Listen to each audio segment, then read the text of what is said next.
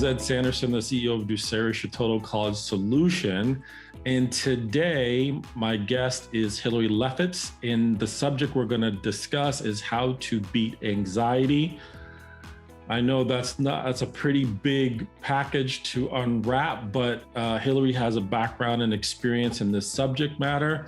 Hilary, before we get into the topic, maybe you can tell us a little bit about your background and how you became an expert on this subject. Sure, Ed. Thank you for having me. And I've always loved working with kids because I feel like people don't listen to kids the way they should or the way they're able to communicate. So I became a licensed clinical social worker as a young adult and worked with kids for a number of years in helping them with different problems and their families and working together.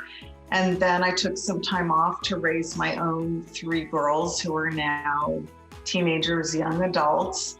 And then I went into the field of independent college advising and helping launch kids into the next phase of their lives. Kind of brought both of my areas together in that there's so much focus on kids academically and getting them to take the right courses so they get into the best college, so they end up having a great career and all of that. What I've been reading and seeing is that there's been a big increase with anxiety and depression with kids.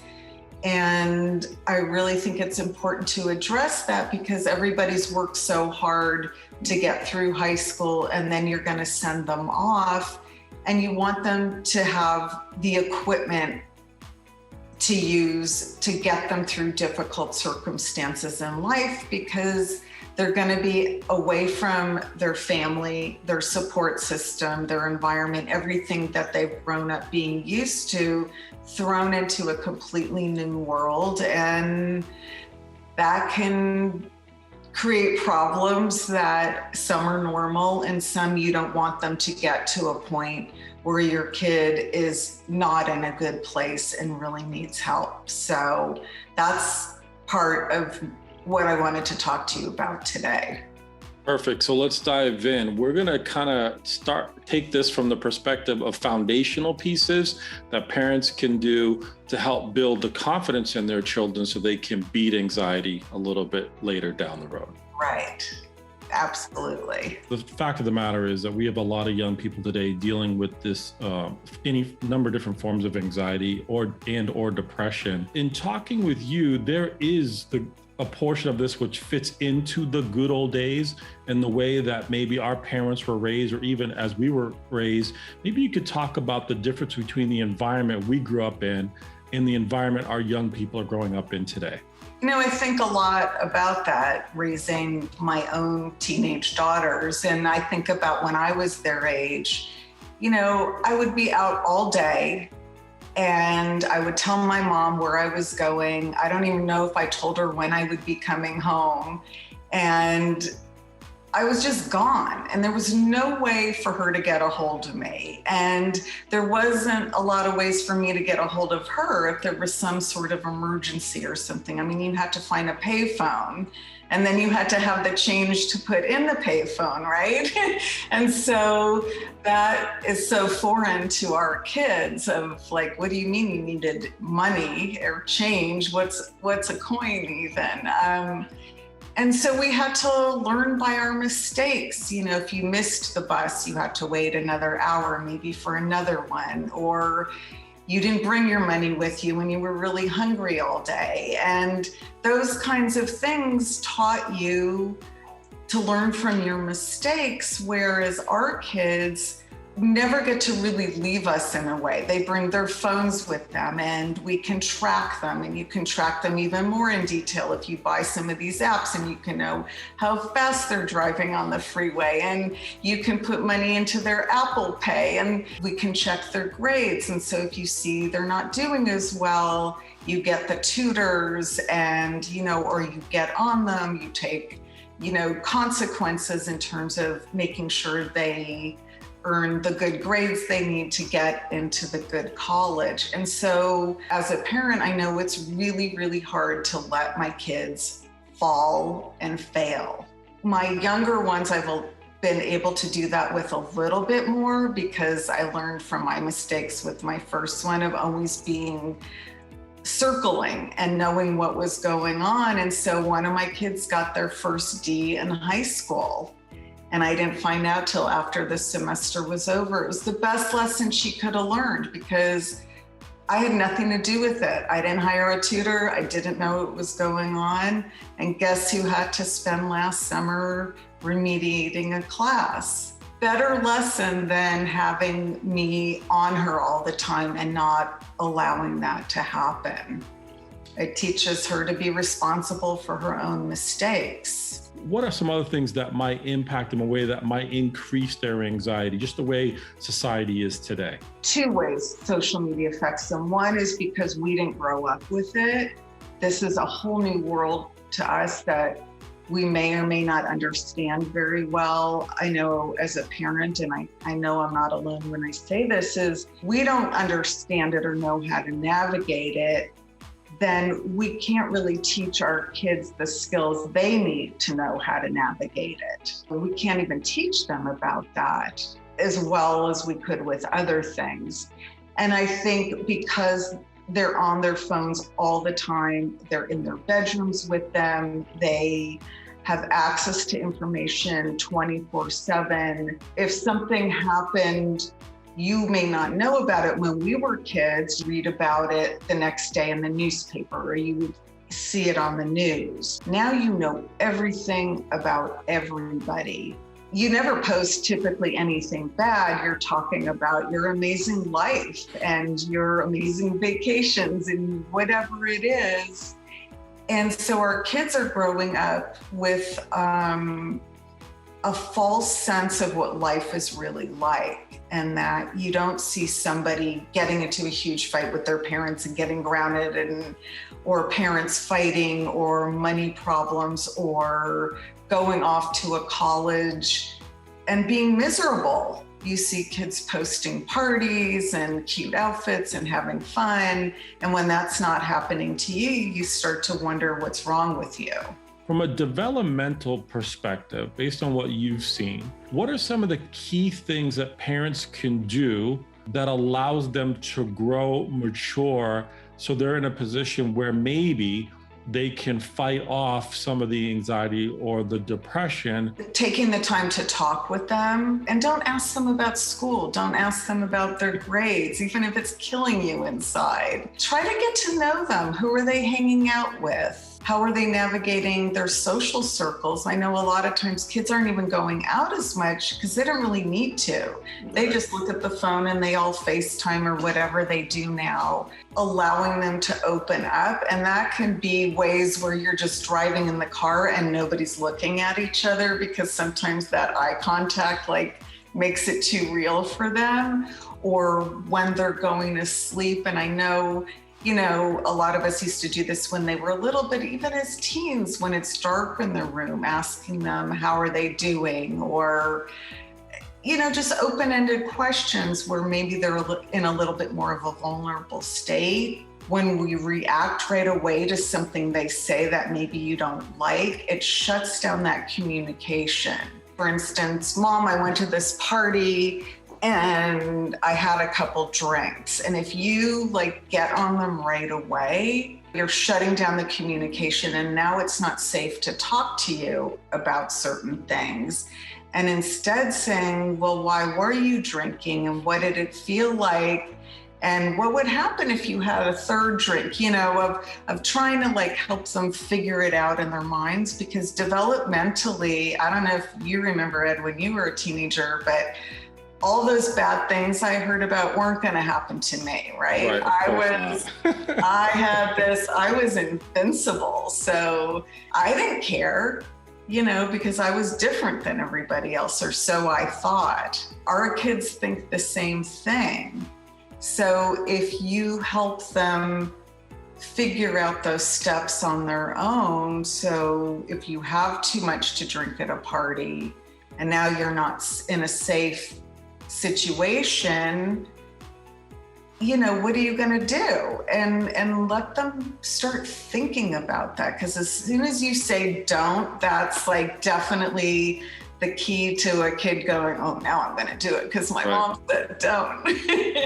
Give them the ability to make intelligence and being competent in the world around them. Where else might being competent play a role in them having a positive outlook on their life, or in just being confident in general? When you let them make mistakes, that they have to figure out, even mistakes, let's say they didn't get a good grade on something and they swear that they studied really hard and I studied for hours and I still got a bad grade.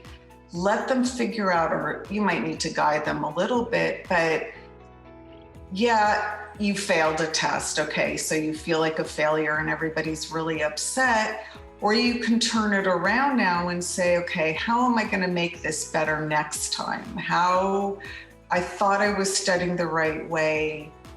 Maybe I'm not, or maybe the way I'm studying isn't right for me. And so helping them call the teacher or set up a time with the teacher and talking to the teacher, or having them find resources or different things, not you doing it because you didn't fail the test, but helping guide them to find ways to acknowledge that they messed up intentionally or unintentionally, and what steps they're going to need to make things better, and that it's important to ask people for help.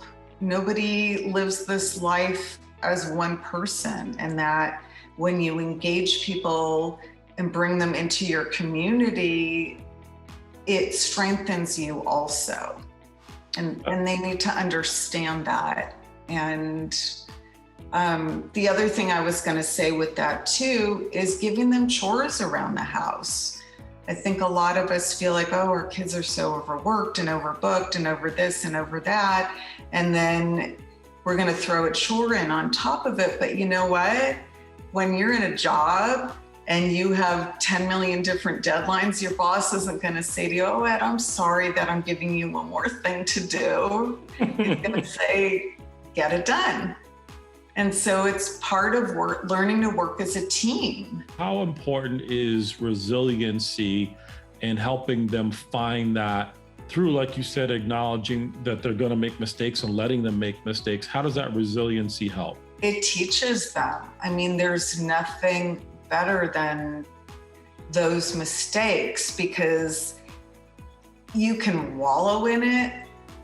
And maybe for a little bit, everybody needs to do that, but you can either, it'd be easy to just give up, but you can't just quit things all the time. I mean, that's just not gonna cut it. When they go off on their own to college or a career or whatever it is, when they leave your house, they have to know how to bounce back from things, because they're gonna have to learn how to survive in the world. Give you an example, my daughter, who's in college now, called me one day hysterical. She had done this huge extra credit project. She really wanted to get a better grade in the class. And she turned it in like at 8:01 or 8:02. And the deadline was 8. And the teacher gave her a 0. And I gotta tell you, I wanted to call that teacher and say, how could you do that? That's so unfair. Look how hard she worked. By her missing that deadline by 2 minutes, which seems so unfair, she will never do that again. When you give a young person autonomy to figure things out, good or bad, I mean, you want to give them guidelines as they grow up, but how does that help them manage crisis as they get a little bit older, or like I said, when they're young adults? It gives them the power within themselves to reach out to people maybe. And so that may not sound like autonomy, but if a kid bombs a math test and doesn't know what to do, it's like, so you need to go talk to the teacher. Well, I know whenever the students that I work with, and I say you have to develop a relationship with your teacher because somebody is probably going to write a letter of rec for you. And I say, visit them during office hours. And they look at me and they're like, wait, what? And I realized, we say that because we would know what to say. They don't even know what to say. So it's kind of giving them some of the words or the ideas, but then letting them go do it. Giving them some of even the words to use or the person to call, but then saying, you have to do this, or who would you call? And it's like riding your bike without your training wheels, when you turn around and the person who is helping you let go of the bike and you realize you are riding it without anybody helping you. I think it's the same thing. You're building on an experience of, okay, it wasn't so bad that I talked to my teacher, and I actually kind of liked talking to my teacher. And then next time you just go do it on your own, you feel good about yourself. It sounds like developing young people is more about letting them kind of assume responsibility for themselves. You have to know your kid and you have to know what they're capable of. Some kids who are maybe super anxious or already are somewhat depressed, and then they get a fail on their paper. You have to be careful you don't want them to fall deeper and deeper into it, but that's kind of something we can talk about more at another point, of just the signs to look for and how to work with that. But I think for the most part, most kids are capable of doing that kind of thing, and they can be shaken in their shoes, but once they did it, it gets a little easier the next time. I have a mental health background, but for those people who don't, you don't necessarily know what to look for, what the signs are, or even how to help. And so that's definitely where you would want to seek out professional help. Managing anxiety or trying to beat anxiety has more to do with starting on it early, and giving the three key words here was creating competent young men and women, giving them autonomy to achieve great things, but also to make mistakes. And at the same time, by doing that, they build resiliency that allows them the confidence to bounce back. All right, so Hilary talked about us getting together and exploring this in some detail. Keep your eyes and ears open for a course that we're going to be working on that gets into some of this stuff in a little bit more detail. But I thought for today, it was really good information. Hilary, thanks for joining me. Thanks for having me. All right, take care.